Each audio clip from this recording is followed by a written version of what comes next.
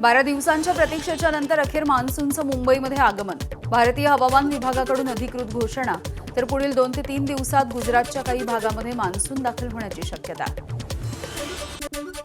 मुंबईसह उपनगरामध्ये पहाटेपासून रिमझिम पावसाची हजेरी, सायन परिसरामध्ये पावसाची संततधार कायम, तर रस्त्यावरती साचलेल्या पाण्यामुळे पूर्व द्रुतगती मार्गावरची वाहतूक मंदावली। पालघर जिल्ह्यामध्ये काही ठिकाणी पावसाची रिमझिमपणे तर काही ठिकाणी मुसळधार अशी हजेरी। बोईसर, चारोटी आणि उर्से भागामध्ये पहाटेपासून पावसाची रिमझिम, तर जव्हार परिसरामध्ये मुसळधार पावसाची हजेरी। पुण्यामधील जुन्नर आणि आंबेगाव तालुक्यामध्ये पावसाची हजेरी, शेतकऱ्यांना मोठा दिलासा। मात्र अद्याप पेरणीसाठी पूरक असा पाऊस झालेला नसल्यामुळे शेतकऱ्यांना पूरक पावसाची अपेक्षा आहे। नाशिक शहरासह ग्रामीण भागामध्ये देखील पावसाची हजेरी। नाशिकला पावसाचा आज येलो अलर्ट। पावसाचा अंदाज असल्यामुळे शेतकऱ्यांच्या आशा पल्लवित झाल्या, तर ढगाळ वातावरण आहे त्यामुळे उकाड्यामध्ये देखील वाढ होती आहे। अहिल्यानगरच्या संगमनेरमध्ये पावसाची जोरदारपणे हजेरी। मान्सूनच्या पावसाने बळीराजाला दिलासा दिलाय। खरीपाच्या पेरणीला वेग येण्याची शक्यता आहे। उकाड्यापासून नागरिकांना दिलासा। रायगडमध्ये देखील पावसाची रिमझिम सुरू आहे। दक्षिण भागामधल्या माणगाव, म्हसळा, महाड, पोलादपूर या तालुक्यामध्ये पावसाची हजेरी लागलेली दिसते। आज हलका ते मध्यम स्वरूपाच्या पावसाचा इशारा। यवतमाळच्या पुसदमध्ये जोरदार पावसाची हजेरी। वातावरणामध्ये गारवा निर्माण झालाय। पुसदकरांना दिलासा, तर या पावसामुळे शेतीच्या कामांना वेग येईल। गोंदियामध्ये वादळी वाऱ्यासह दमदार पावसाने हजेरी लावली। उकाड्यापासून हैराण झालेल्या नागरिकांना दिलासा मिळाला। शेतकऱ्यांची पेरणीसाठी लगबग सुरू। तळकोकणामध्ये रिमझिम पावसाच्या सरी। सिंधुदुर्ग जिल्ह्याला 27 जून पर्यंत पावसाचा येलो अलर्ट जारी। जिल्ह्यामध्ये 100 मिलीमीटर पावसाचा अंदाज आहे। शेतकऱ्यांमध्ये आनंदाचं वातावरण। बघूयात काही राजकीय घडामोडी। एकनाथ शिंदेंच्या शिवसेनेकडून आता मुंबईमधील 2 ठिकाणी भव्य कार्यालयासाठी जागेचा शोध सुरू आहे। दादर आणि वांद्रे परिसरामध्ये या जागेचा शोध सुरू असल्याची सूत्रांची माहिती। दादर परिसरामध्ये शिवसेनेचं कार्यालय असावं अशी एकनाथ शिंदेंची इच्छा आहे। वसई विरार शहर महानगरपालिकेच्या महासभेमध्ये नालेसफाईच्या खर्चाच्या मुद्द्यावरून मोठा गोंधळ झाला। महानगरपालिकेनं गेल्या 5 वर्षांमध्ये नालेसफाईवरती तब्बल 7,361 कोटी रुपये खर्च केलेत। भाजप नगरसेवकांनी यावरती आक्षेप घेतला। त्यानंतर टंकलेखनाची चूक झाल्याचं प्रशासनानं मान्य केलं।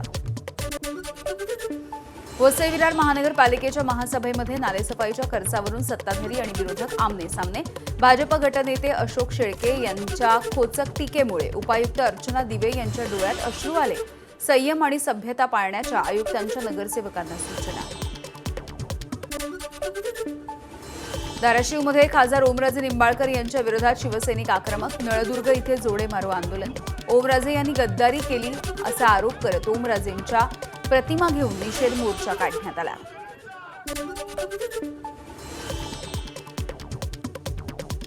शिवसेनेचे नेते किरण पावसकर यांच्या वक्तव्याचा ठाकरेंच्या शिवसैनिकांनी निषेध केलाय। बीडमध्ये पावसकरांच्या प्रतिकात्मक पुतळ्याला जोडे मारून दहन करण्यात आलं। किरण पावसकर यांनी बाळासाहेब ठाकरे यांच्या विधानावरून एक विधान केलेलं होतं। नांदेड जिल्ह्यामधल्या भोकरमध्ये 6 बंडखोर खासदारांची प्रतिकात्मक अंत्ययात्रा। शिवसेनेमध्ये प्रवेश करणाऱ्या 6 खासदारांच्या विरोधात ठाकरेंच्या शिवसेनेचं जोडो मारो आंदोलन। बंडखोरी करणाऱ्या खासदारांच्या विरोधात घोषणाबाजी देखील करण्यात आली। खासदार ओमराजे निंबाळकर यांनी शिवसेनेमध्ये प्रवेश केल्याच्या नंतर पहिला मोठा संघटनात्मक निर्णय घेतलाय। धाराशिव जिल्ह्यामधील शिवसेनेच्या सर्व कार्यकारिण्या बरखास्त। उपमुख्यमंत्री एकनाथ शिंदेंच्या आदेशानंतर निर्णय। रायगड जिल्ह्यामध्ये ठाकरेंच्या शिवसेनेला आणखी एक धक्का बसणार आहे। श्रीवर्धनचे ठाकरेंच्या शिवसेनेचे नगराध्यक्ष अतुल चोगले आज शिवसेनेमध्ये प्रवेश करतील। उपमुख्यमंत्री एकनाथ शिंदे यांच्या नंदनवन या निवासस्थानी पक्षप्रवेश होईल। वरळीमधील 14 झुणका भाकर केंद्रांचा बीडीडी चाळ पुनर्विकास प्रकल्पामध्ये समावेश करा। आमदार सुनील शिंदे यांचा प्रस्ताव। तर म्हाडाला मंत्रिमंडळाचा समोर प्रस्ताव सादर करण्याचे निर्देश दिल्याची उपमुख्यमंत्री शिंदेंची माहिती। शिवभोजन थाळीसाठी सरकारनं 150 कोटी रुपये दिले, तर जुनी 216 कोटींची थकबाकी देऊन हे वरचे पैसे दिल्याची मंत्री छगन भुजबळ यांची माहिती। राज्यामध्ये 4 महिन्यात 254 कोटी रुपयांचा ड्रग्ज जप्त करण्यात आलाय. सरकारनं विधानसभेत ही माहिती दिली आहे. तर जानेवारी ते एप्रिल या कालावधीमध्ये अंमली पदार्थ बाळगल्याच्या प्रकरणी राज्यामध्ये 1142 गुन्हे दाखल. ड्रग्जच्या प्रकरणामध्ये अनेकांना अटक झाली, मात्र गुन्हा एका दोघांवरच दाखल झालाय. तर पोलिसांची मोठ्या प्रमाणावरती हप्तेखोरी सुरू आहे. शरद पवार यांच्या राष्ट्रवादीचे आमदार जयंत पाटील यांचा आरोप आहे. ड्रग्जशी संबंध असणाऱ्या पोलिसांना निलंबित करा अशी जयंत पाटील यांची मागणी. पोलिसांच्या संरक्षणाशिवाय ड्रग्जचा व्यापार अशक्य आहे, त्यामुळे पोलीस स्टेशनच्या वरिष्ठ अधिकाऱ्याला जबाबदार धरा, जितेंद्र आव्हाडांची मागणी. तर ड्रग्जच्या प्रकरणावरती वरिष्ठ पोलीस अधिकाऱ्याला जबाबदार धरणार असल्याचं मुख्यमंत्र्यांचं प्रत्युत्तर. बोंधू अशोक खरातच्या विरोधामध्ये एकूण 17 गुन्हे दाखल करण्यात आले. मुख्यमंत्री देवेंद्र फडणवीस यांनी विधानसभेत लेखी उत्तर सादर केलंय. खरातच्या प्रकरणामध्ये 12 गुन्ह्यांचा तपास एसआयटीकडे वर्ग, तर 8 गुन्ह्यांचा तपास पूर्ण होऊन दोषारोपपत्र न्यायालयामध्ये सादर केल्याची मुख्यमंत्र्यांची माहिती. दोन्ही शिवसेना एकत्र आल्या पाहिजेत. महाराष्ट्र धर्मासाठी दोन्ही शिवसेना एकत्र येणं हे गरजेचं आहे. शिवसेनेचे आमदार बच्चू कडू यांचं मोठं विधान. दोन्ही शिवसेनांनी एकत्र येण्याच्या संदर्भात कुठलीही चर्चा अजून तरी झालेली नाही. बच्चू कडू यांच्या दोन्ही शिवसेना एकत्र येण्याच्या विधानावरती संजय शिरसाट यांची प्रतिक्रिया. दरम्यान मोदी शहांचे तळवे साठणारे शिवसैनिक होऊ शकत नाहीत. ठाकरेंच्या शिवसेनेचे आमदार अंबादास दानवे यांचा एकनाथ शिंदेंवर निशाणा. एसटी कर्मचाऱ्यांच्या महागाई भत्त्यामध्ये वाढ. एसटी कर्मचाऱ्यांचा महागाई भत्ता 53% आता 58%. परिवहन मंत्री प्रताप सरनाईक यांची माहिती.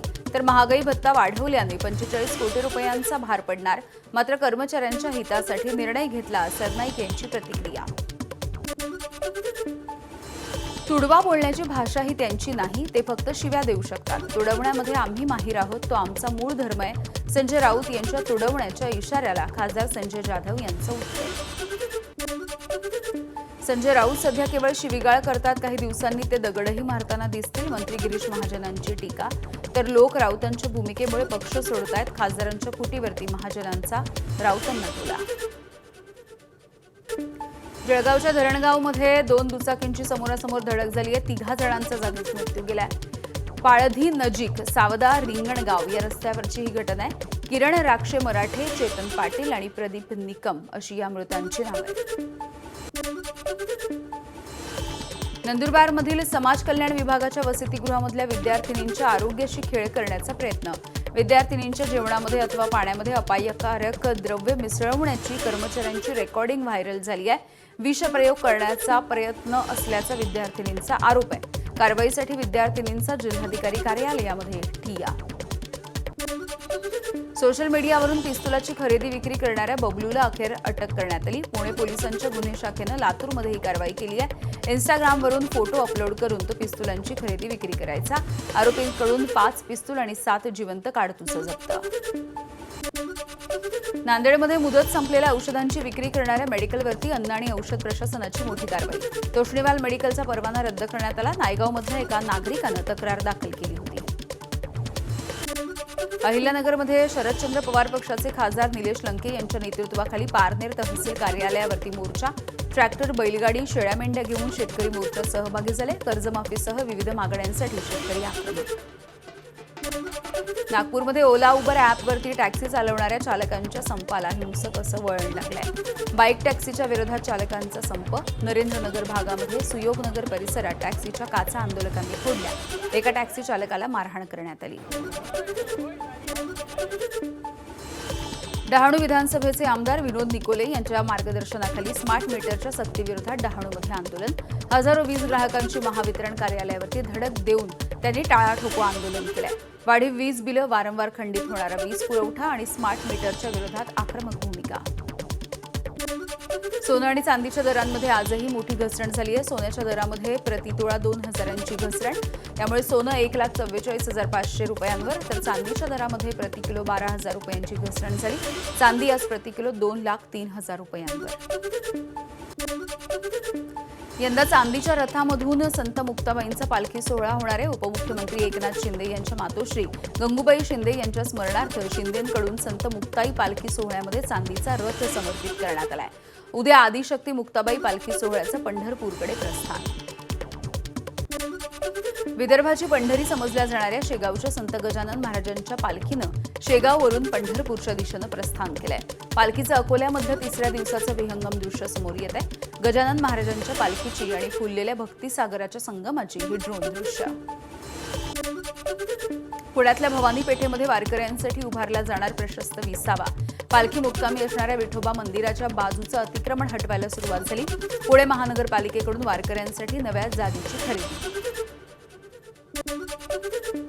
गेल्या 35 वर्षांपासून अखंडपणे सुरू असलेल्या संत गुलाबराव महाराज यांच्या पालखी दिंडीचं पंढरपूरकडे प्रस्थान झालंय. पालखीचं अमरावतीमध्ये जल्लोषात स्वागत. टाळ मृदुंगाच्या गजरामध्ये ज्ञानोबा तुकोबांच्या जयघोषामध्ये स्वागत करण्यात आलं. अमेरिकेच्या उत्तर कॅलिफोर्नियामधील ब्यूट काउंटी लायब्ररीच्या चिको शाखेमध्ये गोळीबार झालेला आहे. या घटनेमध्ये 2 जणांचा मृत्यू झाला तर एक लहान मुलगा किरकोळ जखमी झालाय. पळून जाणाऱ्या संशयिताला पोलिसांनी अटक केली. आणि कतारच्या गॅस प्लांटमध्ये झालेल्या भीषण स्फोटात 12 भारतीयांसह 13 जणांचा मृत्यू. कतारच्या अधिकाऱ्यांची माहिती. 22 जूनला रास लाफान या ठिकाणी झालेल्या घटनेमधील 13 बळींपैकी 12 भारतीय नागरिक आहेत.